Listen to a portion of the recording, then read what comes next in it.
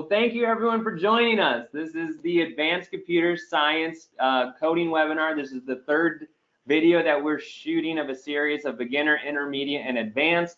I'm George Gellner from TechPoint Foundation for Youth. I'm going to show you guys some videos and lessons that were created by two students from Heritage Christian on a robotics team that they've been involved in from elementary, middle, and high school. They're, I will consider, some of the best coders in the world. And this is the advanced session. Looking at the poll, it looks like some of you have a little bit of coding experience and a few of you have are brand new to coding. During CS week today, we're just here to celebrate coding. We're trying to get more students involved in coding. We're trying to get more students doing the autonomous challenge in skills. And we're also trying to get more students that maybe are just builders or drivers on the robotics team to try to code or program the robot, or at least to understand the coding. Some teams only have 1 or 2 students to do all the coding. We're trying to encourage more students to try it because you'll never know. If you've never tried it, you'll never know if you like it or not. For those of you who have not joined us or this is your first time, we will record this entire video, both me talking with the audio. We'll probably start at the point where I actually started talking and you can hear me.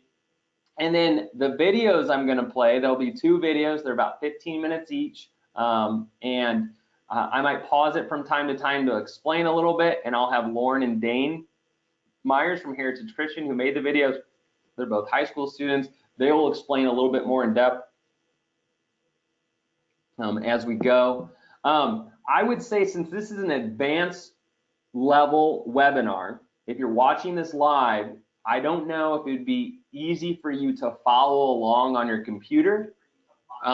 What I would suggest you do is perhaps wait until the recorded version comes out. If you're watching this on YouTube right now, then that means it's already recorded, it's already happened, and you can pause the video as we go along. So if you've got your computer and VEXcode blocks all loaded up right now, you know, wait until the recorded video comes out, because again, this is advanced level coding.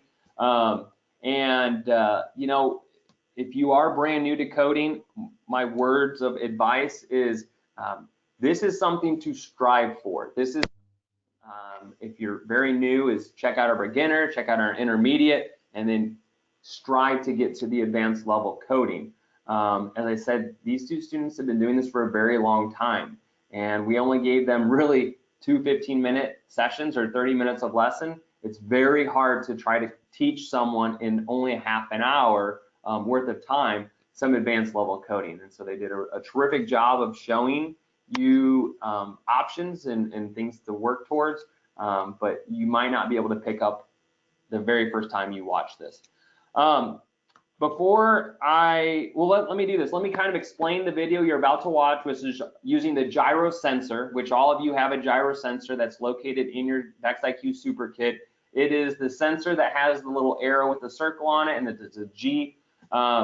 That's the sensor we're talking about. You'll have to mount that somewhere in the center of your robot, and you'll want it to be pointing up so that you can see the G, or the little circle with the arrow.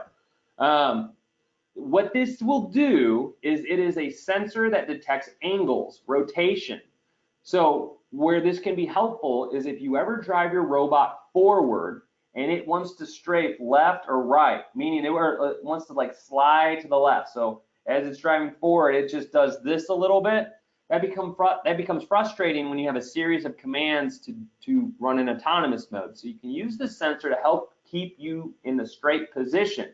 However, there's a lot of code that it takes to get that to work. The other helpful thing is when you want to turn 90 degrees, there is a command that says rotate 90, but that's basing off the revolutions of the wheels and the circumference or diameters of your tires that you're using. And sometimes there's a little bit of slip of friction and it doesn't turn exactly 90. So you have to play with that. Well, with the gyro, you can actually accurately turn left or right or 180 degrees, whatever you might want to do. So before I play the video, Dane and Lauren, you guys can unmute yourselves. Is there anything that you guys want to say before we queue up this video? We just introduce ourselves again. We're just high school. We're high schoolers. We've done together. Each have done 5 to 4 years of middle school VEXIQ also, and have placed in the world in autonomous skills. So this is our how we program and how we get those autonomous skills. Yeah, like what we used for our gyros, like how we program our gyro sensor to make sure the robot goes where we want it to go. Yep. Thank you. And I think that's what is so neat about the world of robotics is that they are willing to kind of reveal the curtain and share their code with you, Indiana teams, and anyone in the world that's actually watching this video. They're willing to actually show you what they do, their strategies, so that you can become better and you can learn some strategies to apply to your team. So even though they're competitive and they want to win, they're very, very gracious and wanting to share resources so that you can become better. All right, so I'm going to stop talking now. I'm going to queue up the video. I may pause it from time to time if I think it's an appropriate time, or Dane or Lauren, if you want me to pause it, just shoot us a message and we'll pause it. I can't fast forward or rewind. I can only pause and play. All right, here we go.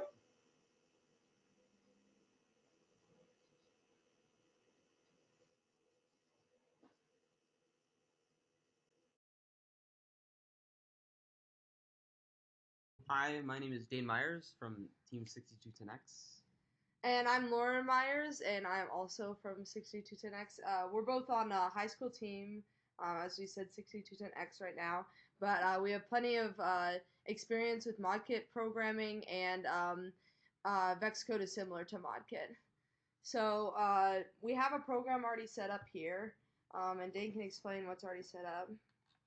What we have here is a starting of a sort of state system for controlling the lift motor and the claw motor. We also have some controller setups that work with the lift states, and we also have a gyro, a script that prints the gyro to the brain. All right, so then we also have what's already set up in the robot. We're using 6210 D's robot. They're a middle school team right now at our school, and elementary team. Yeah, and we have a their devices set. We have a controller in here, but this will not be using the controller since it's just autonomous. A lift, a claw, left and right drive, and then the most important thing that you can set up any of your robots in here. The most important thing we want you to have is a gyro, because we're talking about how to program gyro autonomous. Okay. So we have all the ports set up and everything in VEXcode, and we're going to show you how to create a gyro program. So first we're going to start off by downloading what we have here to the robot. We're going to be showing how the gyro works and how it displays its values.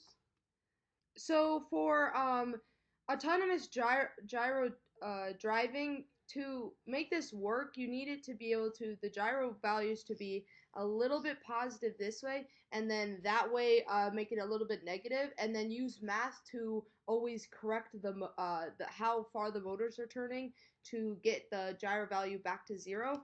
But the problem we currently have with the gyro is, as you can see, it increases positively when you turn left, but as you go right, once you pass 0, it loops back around to 360, which is bad because we need it to go to those negative values. So how we're going to do that is use some math to adjust for that and make them into negative numbers. And we can start by creating our code inside of the... Sorry, that was me who paused it. The only thing I wanted to point out that Lauren was describing on that display is that is the print out command, where that you can see their hand out right now, and I think Dane's about to explain it. That's the print out command. That's the same exact thing that Dallas was explaining in the intermediate video of when we were doing call out printouts for the angle of our arm. And that's those print commands can be really useful anytime you're using a sensor or to try to get feedback. So that's what they're showing you there, is what the angle is of the rotation of the gyro, and then that printout command. So I'm gonna stop talking and hit play. frame.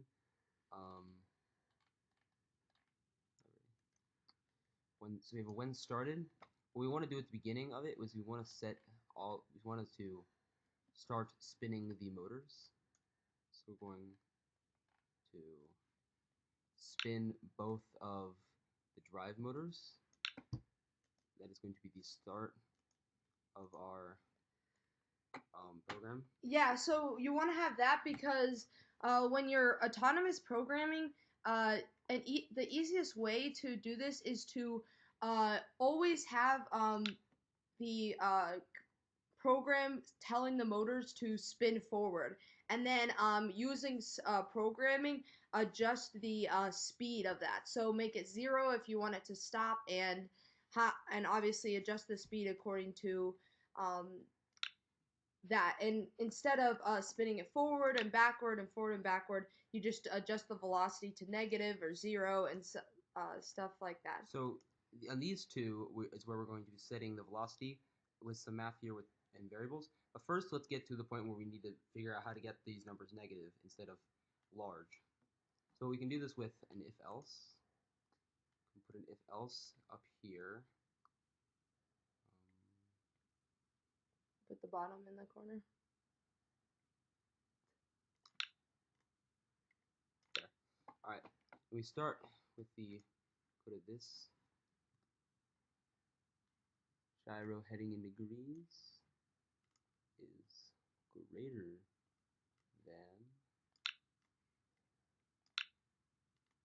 if the gyro in degrees is greater than 270, we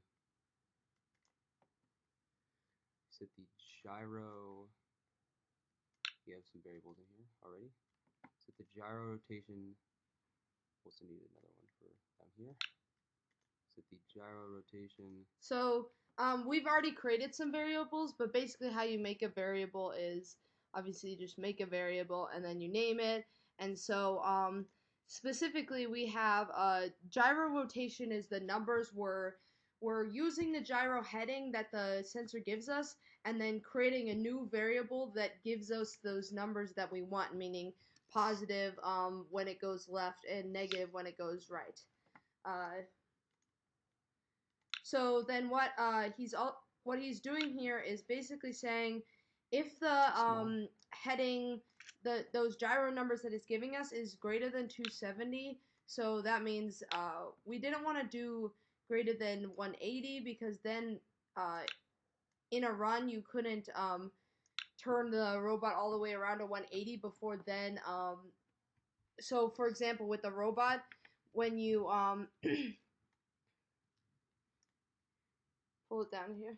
When you turn the robot 180, if we have the program set that it's greater than 180, then once it gets all the way around to here, it would then become negative. And then that's hard math to deal with later in the autonomous programming to deal with the negative numbers happening over here. So we don't want it to be able to set it to negative unless it goes all the way around, which you don't have to do as much.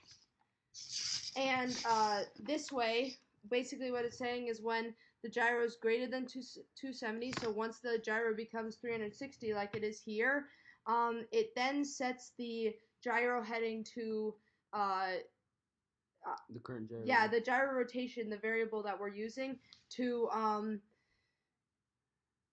from the current gyro heading minus 360. So, for example, if it's right now, it's at 350, and then minus 360 would make it negative 10. So that's exactly what we want because this is 0, and so then that means that's negative 10 and that's positive 10. And then otherwise, it just sets it at the normal positive number. Alright, so now we're going to start getting the math in here for the drive. So we're going to start with with minus and a plus in the minus in the left and a plus in the right. This is going to be what we use to get our turn, it be able to turn back on track. So now we're going to want a multiplier. This is used to sort of like as a proportional proportionality to the gyro. Yeah, so what he's doing here is, as you can see, it says forever. So all this is running all the time. It's in an autonomous program. It's always setting this. So then that drive speed is in an autonomous program. You can set as you're going through. You want say in the middle of an autonomous program, you want it to go forward one like at 100 speed. You set that variable that you created as 100, and then you set a drive heading as the degrees you want it to go toward. So if you want it to go at 0, it always stay at 0. This makes it so that it will keep it at 0. So how Dane can explain how it works. So what it does is you set your drive speed and your drive heading. So let's say you want to go forward at like 100 speed, and you want it to go at the 0 heading. So what you do is you set the drive speed to 100 and your drive heading to 0. So like what the math will do is drive speed 100 minus 0 minus, let's say the gyro rotation doesn't move and it stays at 0, and 0 times 0.7 is 0. So then it'll drive at 100 and 100. Let's say it hits something during that drive and it veers off course maybe like 20 degrees positive. So then what it'll do is it'll have this 0 minus 20 and this 0 minus 20. It'll add the proportionals, and so that'll be about like 14. This number will be 14. So then it'll have 100 minus 14 and 100 plus 14. And what this will do is it'll have the robot then correct itself by subtracting some from the left drive. Therefore, it'll make it so that it just keeps going back on an even 0 plane. So it's constantly trying to change the speed of the left and right drive to turn back onto the course that it wants to be on. So we can demonstrate that by just creating a quick autonomous programming, and this is how you can use this in an actual autonomous programming. Use the variable when like button press, because we have. Yeah. Oh yeah. When the brain check is pressed, then you can set those variables. So set the drive speed. So like this drive speed, if this was 100, it wouldn't be able to veer back if this was a number.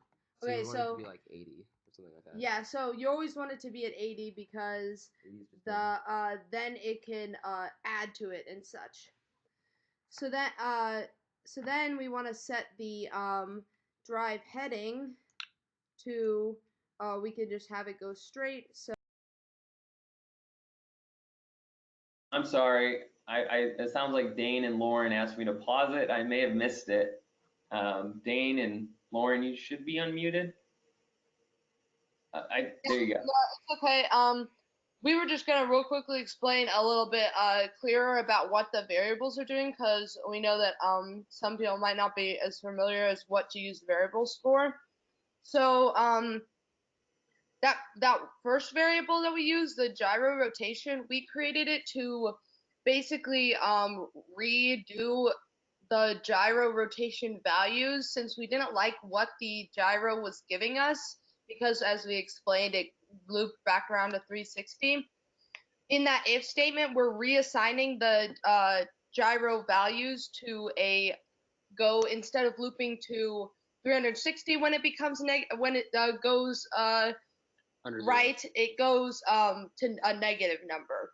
And then those other variables are being used where it's always setting the velocity to whatever those values are that are set somewhere else in the program. So like somewhere else they are set for the autonomous programming, as we're doing right now, that drive speed and drive heading, and then they are using those variable numbers to set the velocity. So just to explain more like what the difference between those variables are. Thank you. Yeah. All right, well, we've got about 4 minutes left of this, so we're gonna hit play. And again, if you need to ask any questions, feel free to ask questions, and Dane and Lauren we could have them help answer them. So to 0. And then you can wait a couple seconds. Yeah. Wait, just like 1 second. Yep. And set. And then set and then you can set it to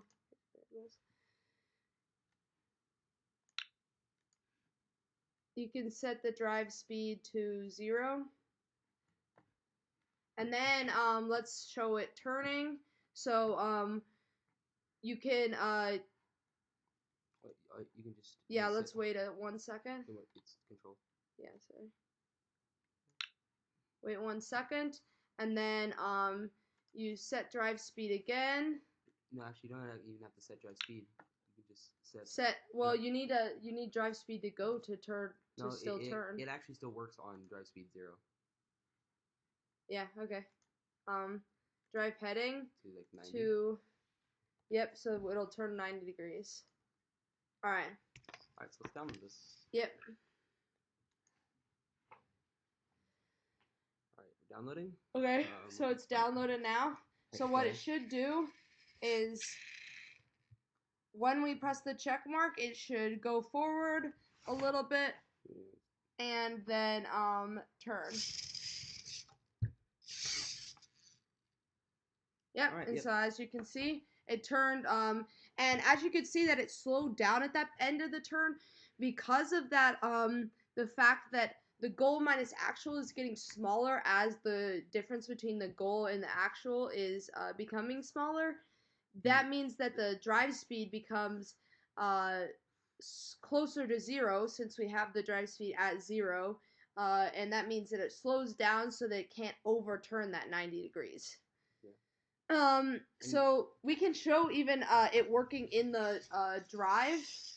As you can see, it actually once we turn it back, since it's always at drive speed, it's still wanting to go to 90. It really badly wants to go to 90.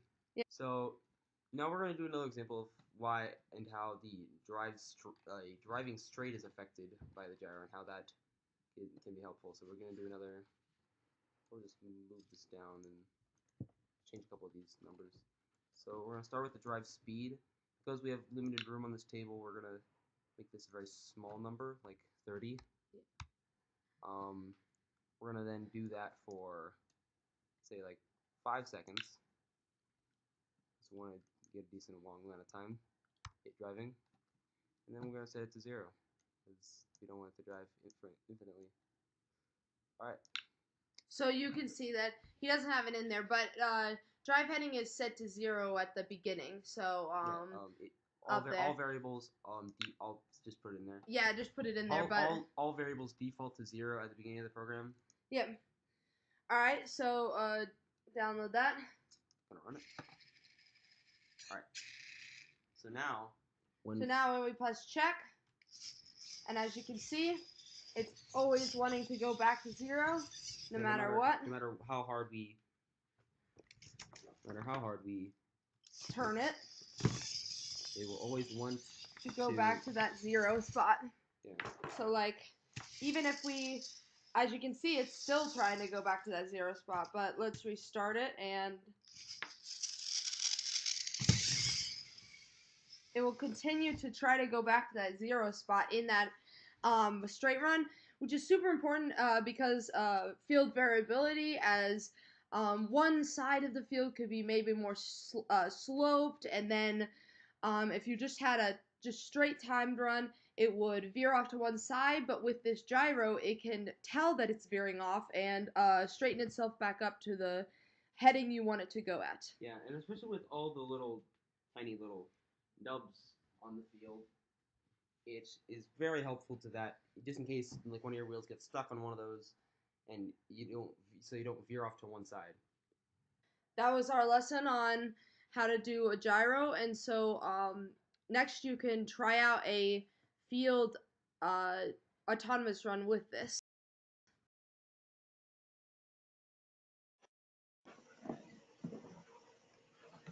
All right, so thank you, Lauren and Dane, very much for putting that video together. As I mentioned, these two have been coding for several years. They have a lot of experience. This may be, you may have watched that and said, this is really complicated. That's okay. I mean, that's fine. I think this is an opportunity for you to learn, to pick up something. I mean, if you saw that video, it was so cool that the robot could drive forward and you could, with your hands, push it and it would continually want to straighten itself out. I mean, how cool is that, that they're using the same technology, the same materials that you have access to in your school? I mean, that's something that you should strive to try on your own at your school. And they were just showing you in a short period of time on how to put that all together. So please, if you didn't fully grasp all of that, don't panic, don't freak out, don't say there's no way I could ever program. Again, everyone has to start somewhere. This is considered, and this is the advanced webinar.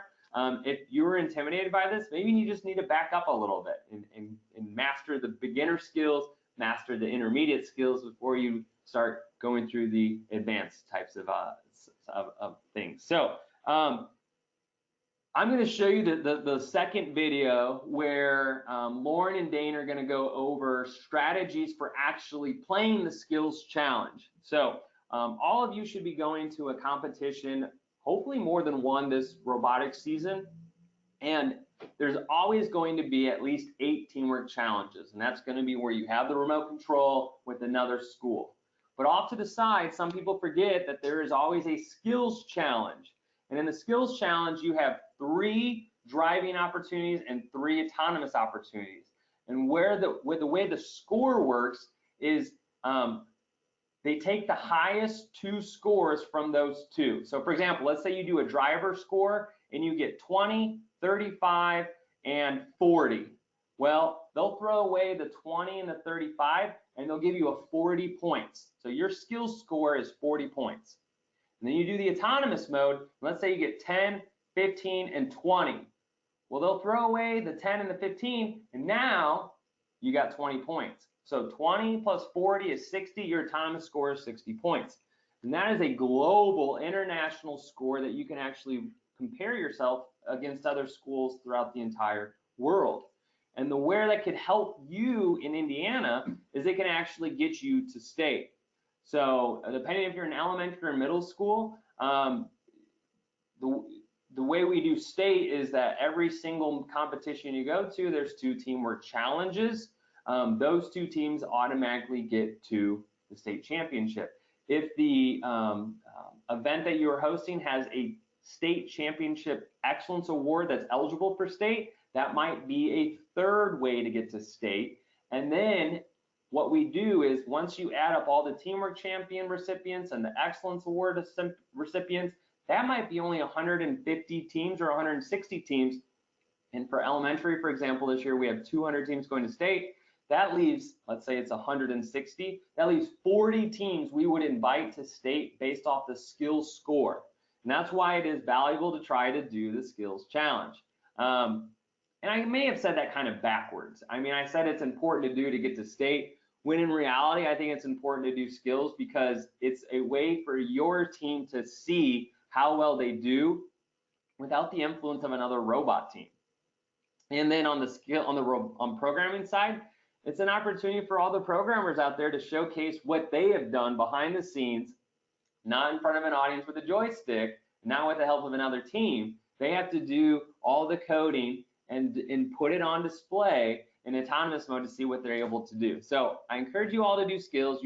Every single team should do skills. Even if you only get 1 point, that's better than 0.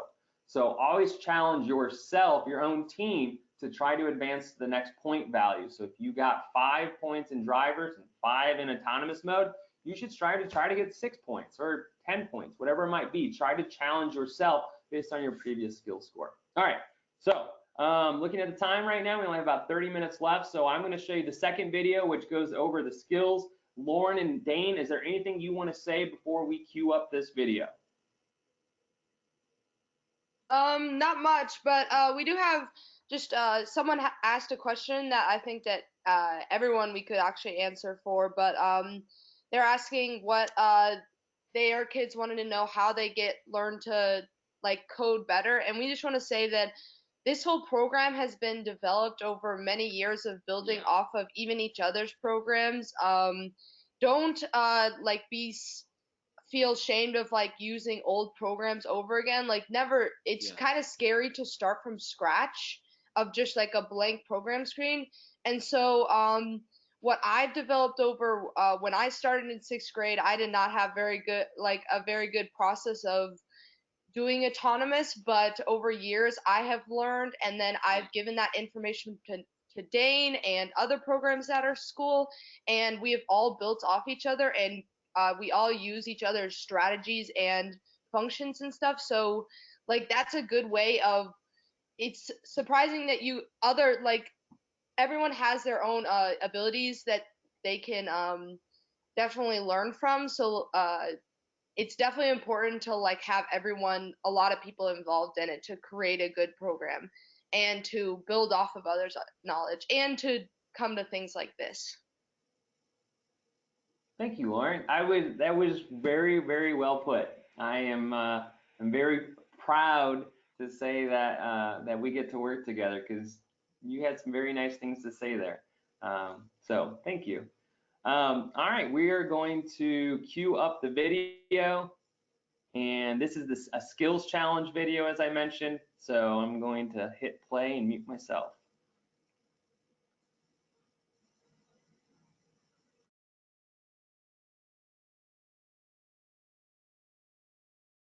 All right, so this video will be about skills strategy, including how to program an autonomous run and how to plan out a successful driver run. So in skills, it's really important to first look at the game and find the biggest points, because you only have 1 minute and you want to maximize your points. So the biggest point values in this game is the green cubes. Obviously the red and blue cubes are half the point values and require a lot of movement from crossing the field. So obviously the green cubes have to go on to the platforms, and Dane can show a little bit of a driver run of how that would happen. So, the obvious choice since the starting play is to immediately drive across and get that first cube straight away, straight across, and then go for the third cube, which he dropped there, but it's okay. That should be scored.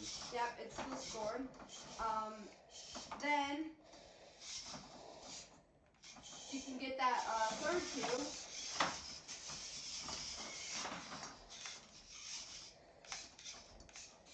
And place it over there.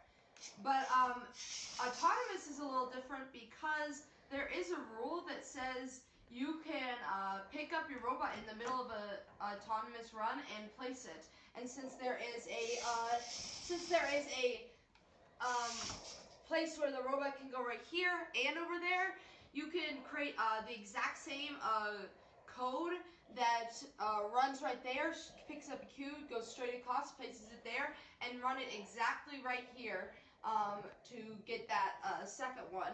Which means there's an obvious way to get 40 points in this game really easily with just a couple lines of code to go straight across, pick up the cube, and place it on there. I did want to pause it there because I don't know if you could see Lauren's hands off to the side what she was meaning, but this was a really important strategy that a lot of teams don't realize.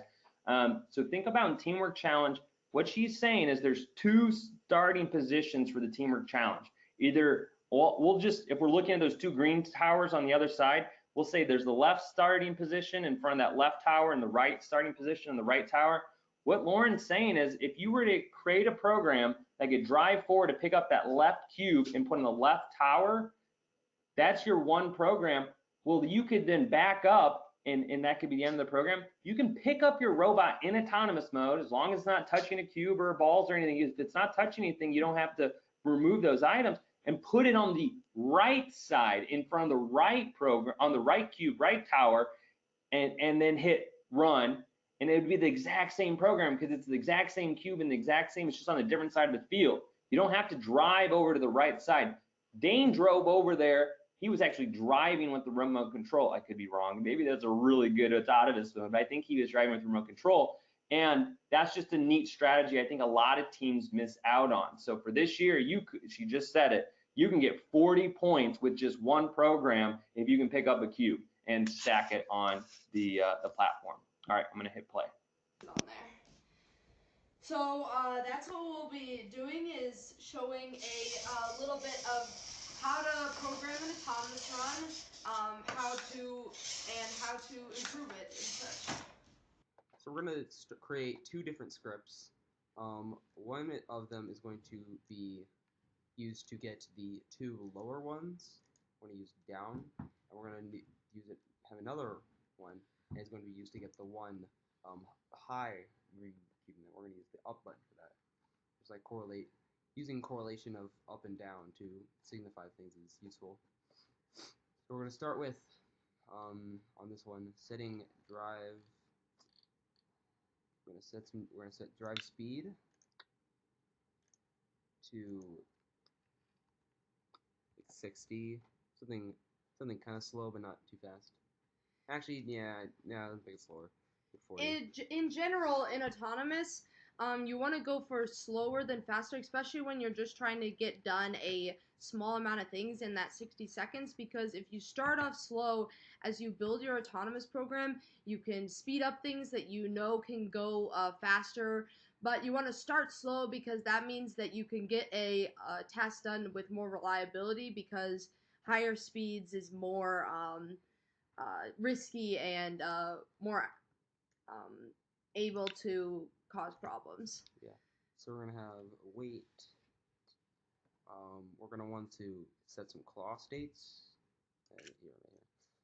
So we have these claw position variables, which we programmed states into them, which is other advanced programming types. But of course, you can just do a normal in the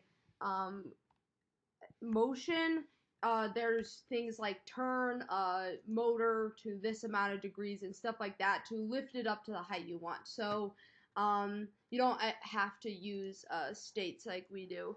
You can do the same way, but with the already in now these numbers are completely just guesses. We have no idea what the actual correct thing. We're gonna find that out once we start testing.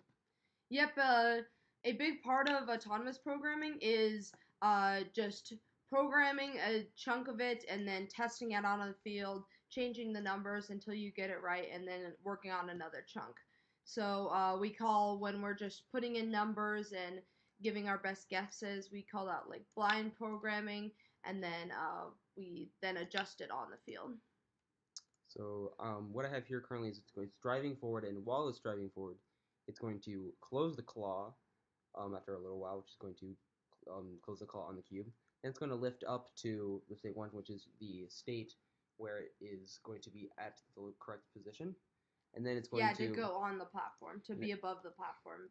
And then we're going to wait a little bit longer, and then we're going to close the claw, open the claw, it's 0.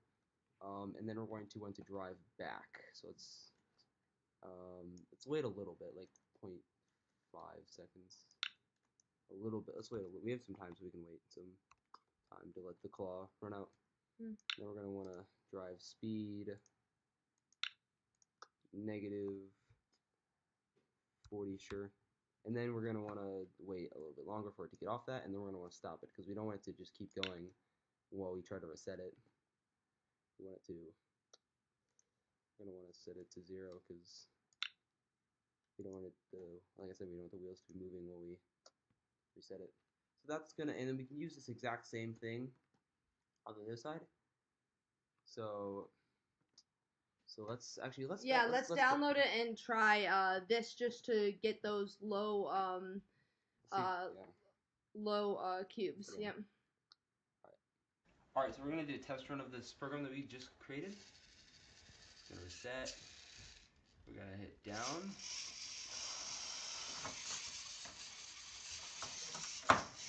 So of course it didn't work. That's just how programming is. And now what we're gonna do is we're gonna think about what happened there. We're gonna go back and change it.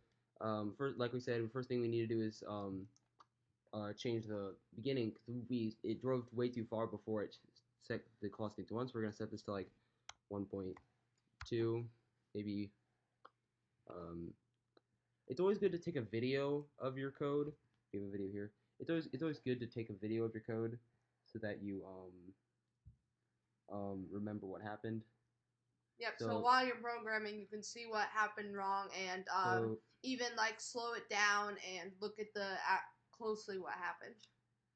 So what happened is it did not close the claw. So we're gonna.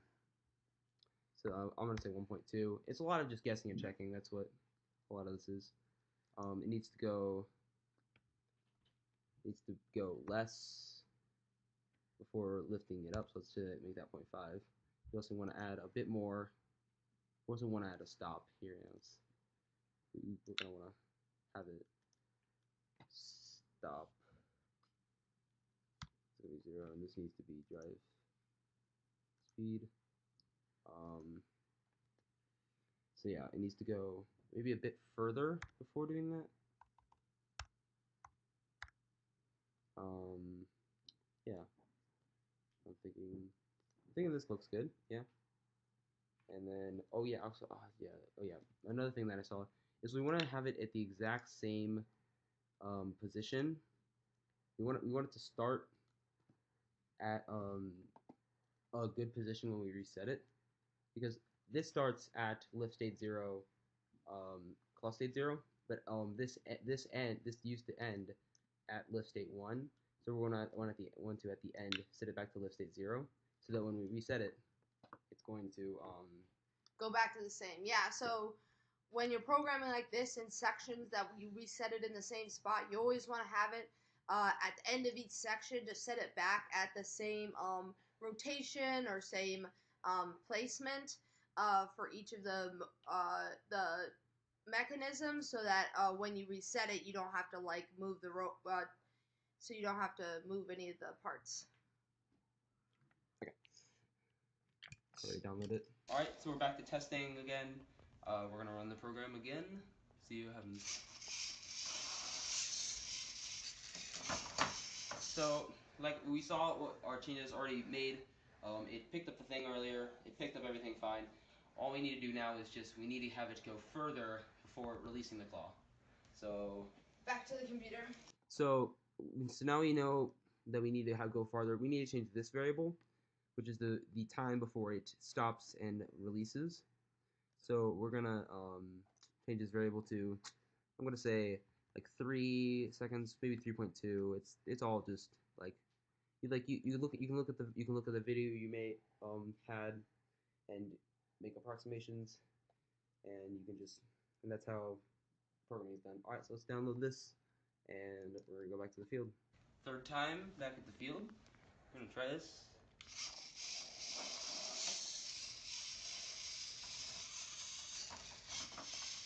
All right, it worked. All right, so let's try it over here. Because how a normal time song would work is we would then immediately grab it and put it over here, hit the button.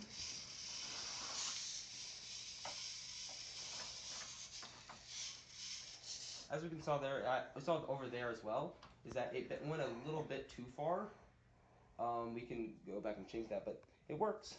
So we're back.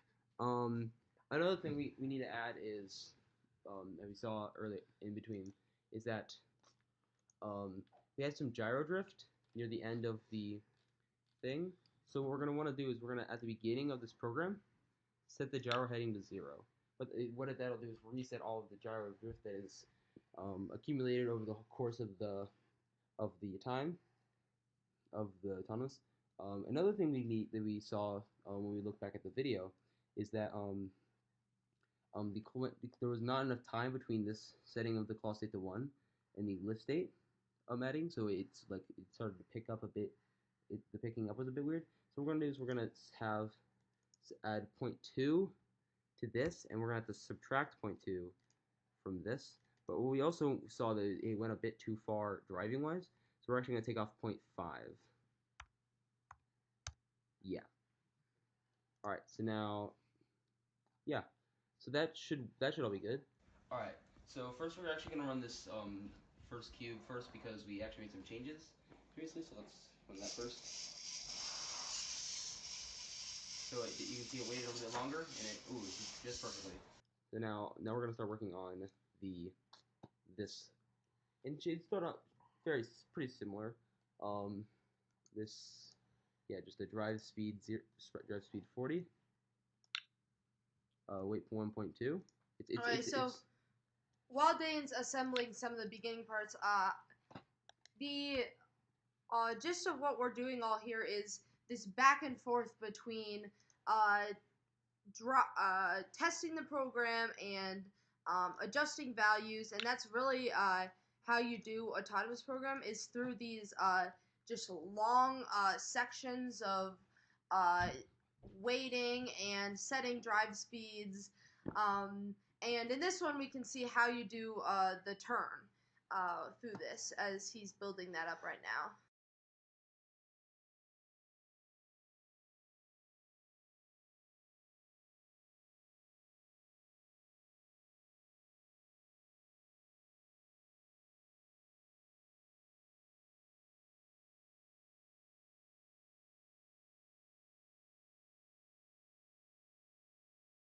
So while Dane is all doing this in his head and how he's seeing how many seconds slash like when to turn, another good way for the is to drive out a draw out a actual plan and see those degrees that you need to turn. So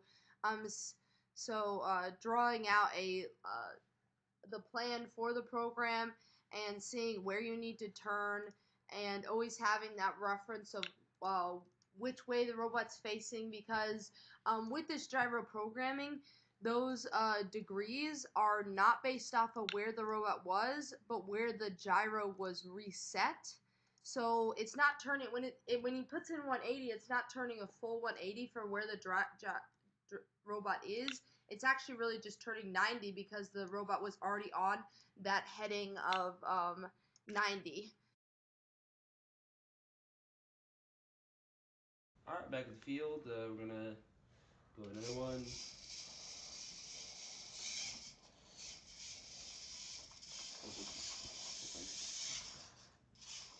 Alright, well, there you go. Alright. Alright, so thank you for watching this webinar. Yep. Yeah.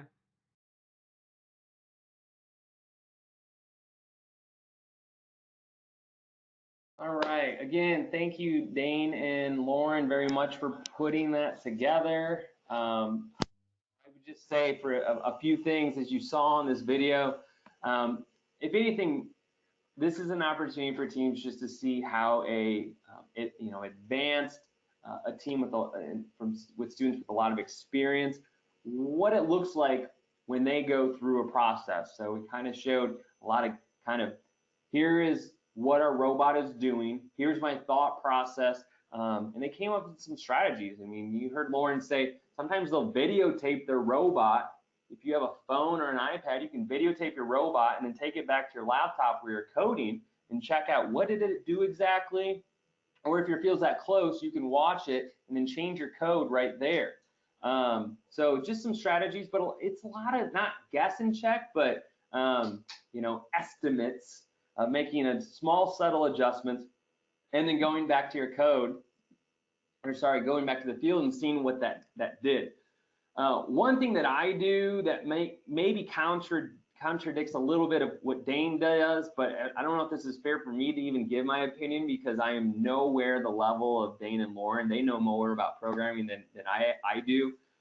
Is sometimes for first timers, it's helpful to only make a few small adjustments versus several adjustments in one go at it. So if you were driving forward, turning left, turning right, go forward, back up, rotate, and 3 things were wrong, maybe just adjust the first one and then see what it did to your actual code. And then another thing is you might want to actually run it once or twice to see where it ended up, because sometimes it gets caught on like a peg. And well, if you started it a little bit to the left or right or further back, it might change.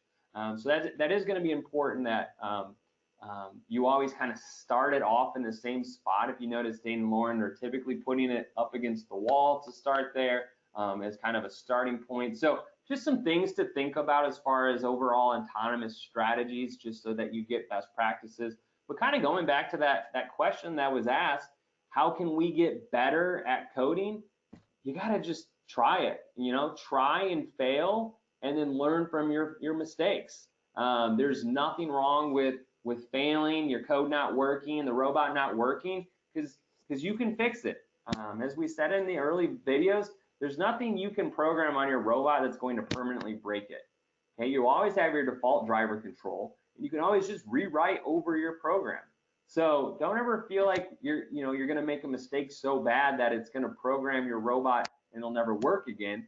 Now, it's important, as Dallas mentioned yesterday, to sometimes program on different slots, where maybe slot 1 is your remote control button layout, slot 2 is your autonomous mode, and slot 3 and 4 are maybe your test modes, where you're testing out new things. Ooh, I really like this. This might be our new one. So our new skills challenge, so we maybe move that up to 2 and overwrite 2, but then we'll experiment and play with number 3 and 4. And that's a good strategy, especially at a competition. If you're making adjustments at a competition, that let's say a match comes up and you're playing with your code, well, as long as you always have that 1 and 2 always safe at the top, you can always go back to that 1 and 2 during the competition in the last minute. So kind of wrapping up, Lauren and Dane, I want to thank you so much from 6210 Heritage Christian. They have a lot of experience. They've got a lot of knowledge.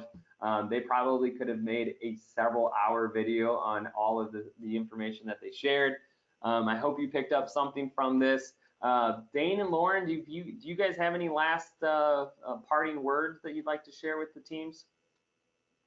Yeah, thank you so much for giving us this opportunity. And we definitely agree with all of that. Definitely with the doing it in small chunks, because it's definitely me and Dane programming even like in Robot C, which is even text-based languages, where we'll have a whole autonomous going and then realize that another change we made has been affecting other things in the program, and that's why we're frustrated. That's definitely good to just change one thing at a time, so that you know what's affecting the program. Good.